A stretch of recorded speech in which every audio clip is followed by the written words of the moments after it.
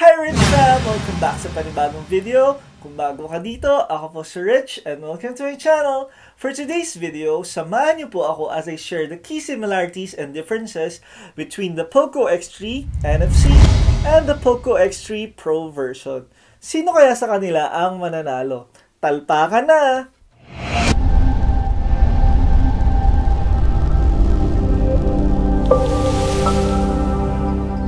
Hello mga ka-Rich Fam! I hope you're all doing well. For today's video, allow me to compare the Poco X3 NFC and the Pro version.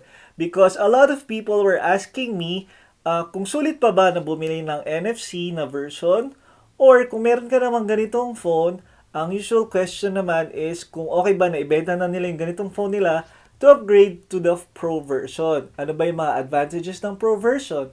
At kung ano ba talaga ang mas supreme sa kanilang dalawa when it comes to gaming and daily use. So, let's get started with a full comparison. At the left side is the Poco X3 NFC.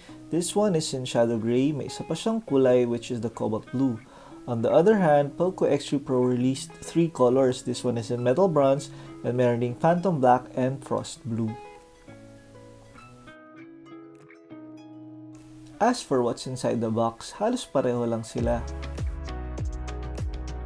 You will get the free phone case, the warranty card, the user manual, the USB cable, and the fast charger. Ang pinagkaiba lang ay may free stickers sa Poco X3 Pro.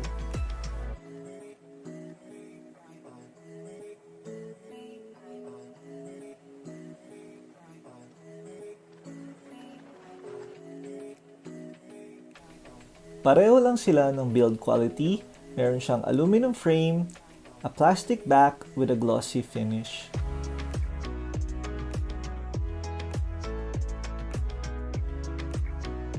They also share the same dimension at 165.3 by 76.8 by 9.4 mm. So kasya yung mga phone case ng NFC sa Pro version.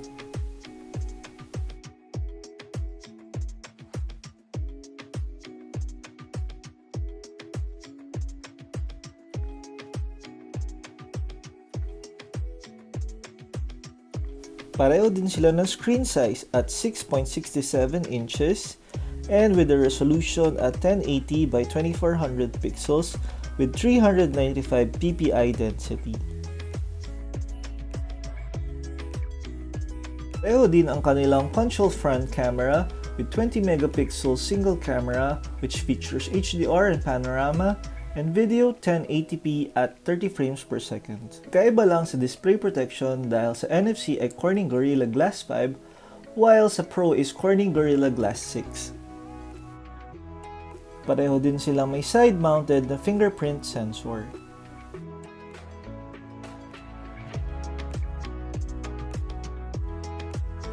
And the same hybrid dual SIM, so you can use 2 nano SIM cards at the same time or you can just use 1 SIM card and a memory card.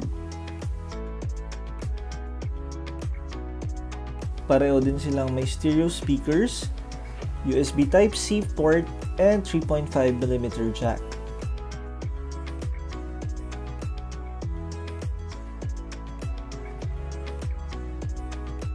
They both support 33 watts fast charging.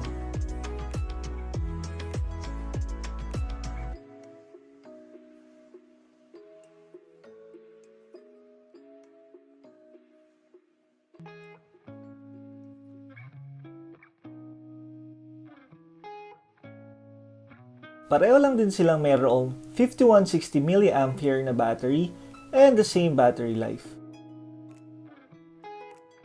For the main camera, dito na-outshine ng NFC ang Pro.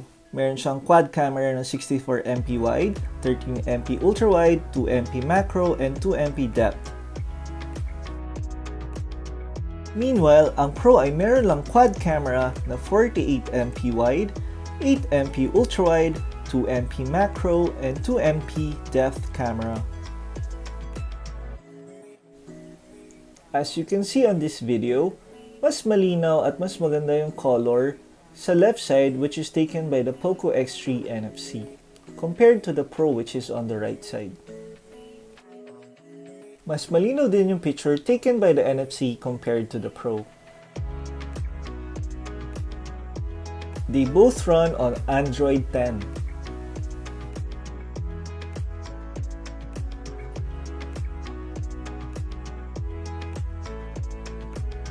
The NFC is currently running with the MIUI Global 12.01 version with a Snapdragon 732G, an octa-core CPU with Kryo 470 Gold and Silver, and Adreno 618 GPU. The Pro is running with the MIUI Global 12.5 version with an updated Snapdragon 860 chipset, an octa-core with Kryo 485 Gold and Silver, and Adreno 640 GPU. So it's really good for gaming.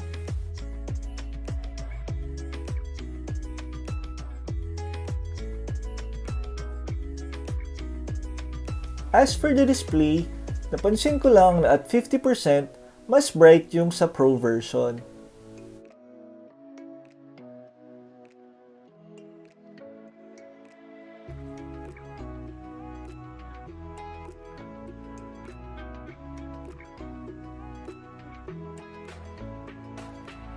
Pero at 100%, mas bright naman yung sa NFC. So it's quite weird.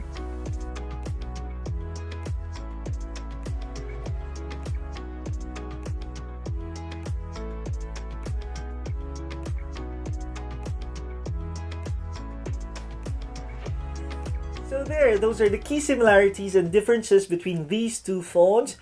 And now to answer the common questions about them, kung sulit pa bang bumili ng Poco X3 NFC for this year, my answer would be yes. But please do note that what I have with me is the 64GB ROM variant with 6GB RAM.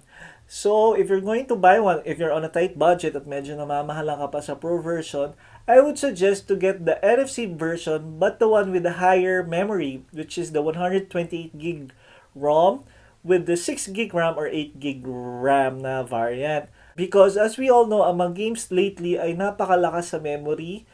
And even the daily apps, medyo memory hungry na rin sila, di ba? Kumakain talaga sila ng memory. Because parang halos araw-araw na yung mga pag-update ng mga apps.